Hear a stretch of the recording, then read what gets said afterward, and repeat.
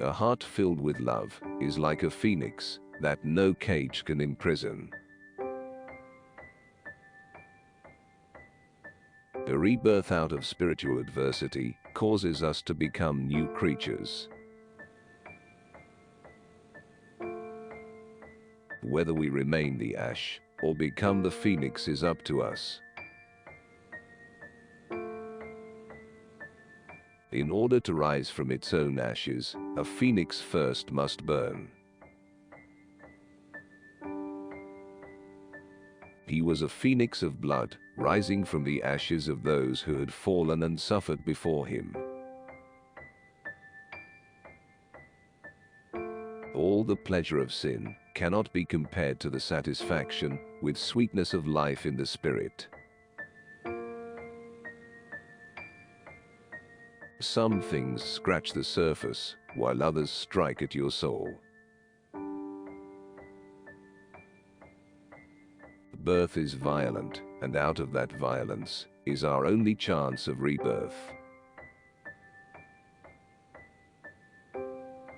Only the phoenix rises and does not descend. And everything changes. And nothing is truly lost. Convalescence is a sort of grown-up rebirth, enabling us to see life with a fresh eye. Every reader exists to ensure for a certain book a modest immortality. Reading is, in this sense, a ritual of rebirth. We are born and reborn again and again. We are changing with the waves of time. Old words are reborn with new faces. I can be changed by what happens to me, but I refuse to be reduced by it.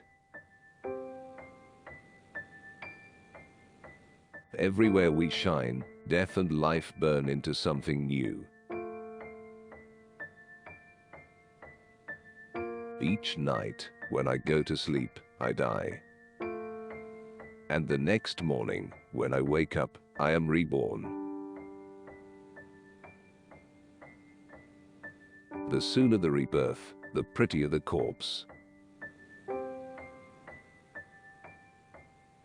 Temper us in fire, and we grow stronger. When we suffer, we survive. It is not more surprising to be born twice than once. Everything in nature is resurrection. Suffering can lead to transformation and redemption and marvelous mystery. The road to national rebirth is a hard one, but there is no other. Forgetfulness of your real nature is true death. Remembrance of it is rebirth. You must learn a new way to think before you can master a new way to be. Then came the healing time, hearts started to shine, soul felt so fine, oh what a freeing time it was. If the soul is immortal, then it is one with the Godhead. Hardly has the universe stretched its wings to span when it gathers to egg once more. I've had so many rebirths, I should come with my own midwife by now.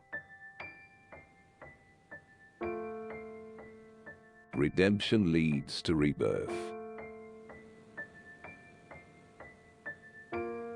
Each time we exhale, the world ends. When we inhale, there can be, if we allow it, rebirth and spiritual renewal. It all transpires inside of us. in our consciousness, in our hearts. All the time. The real question is not whether life exists after death. The real question is whether you are alive before death.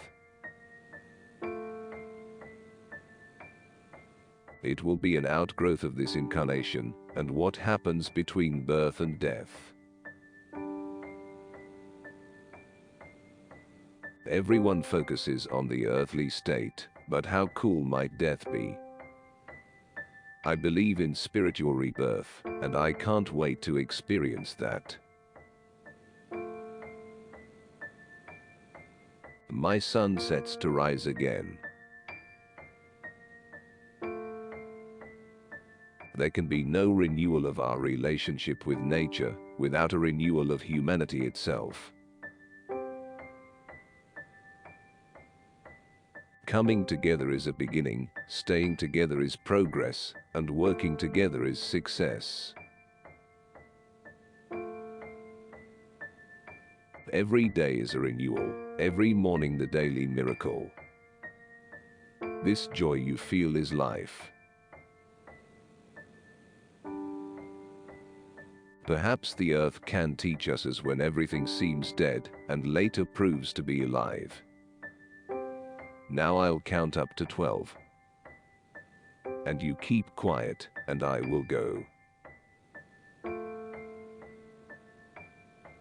If you are renewed by grace and were to meet your old self, I am sure you would be very anxious to get out of his company. The key to continual and deeper spiritual renewal and revival is the continual rediscovery of the gospel. Renewal requires opening yourself up to new ways of thinking and feeling. We must accept finite disappointment, but never lose infinite hope. Madness need not be all breakdown. It may also be breakthrough. True guilt is guilt at the obligation one owes to oneself to be oneself. False guilt is guilt felt at not being what other people feel one ought to be, or assume that one is.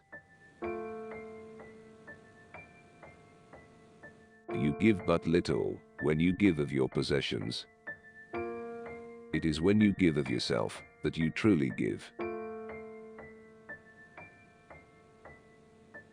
Change is supremely inconvenient, uncomfortable, and naturally scary. Yet we only move through life through the process of change, reinvention, and renewal, and so bravery is our quintessential rebel for pushing us past our own limiting beliefs and behaviors. The only way to support a revolution is to make your own. Every revolution seems impossible at the beginning, and after it happens, it was inevitable. The receding wave does not despair. It knows it will rise again. Life depends on change and renewal. Nothing happens until the pain of remaining the same outweighs the pain of change. Rest when you're weary. Refresh and renew yourself, your body, your mind, your spirit. Then get back to work. Change alone is eternal, perpetual, and immortal. Change, like sunshine, can be a friend or a foe, a blessing or a curse, a dawn or a dusk. Change is painful.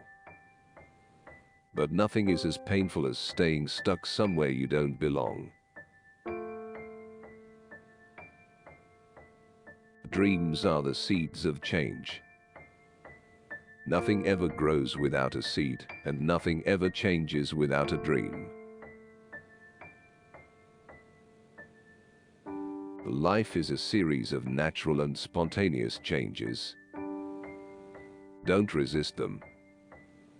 That only creates sorrow. Let reality be reality. Let things flow naturally forward, in whatever way they like. Life will only change when you become more committed to your dreams than you are your comfort zone. Few can accept happiness if it means change. The main dangers in this life are the people who want to change everything or nothing. If you don't change your beliefs, your life will be like this forever. Rather than wishing for change, you first must be prepared to change.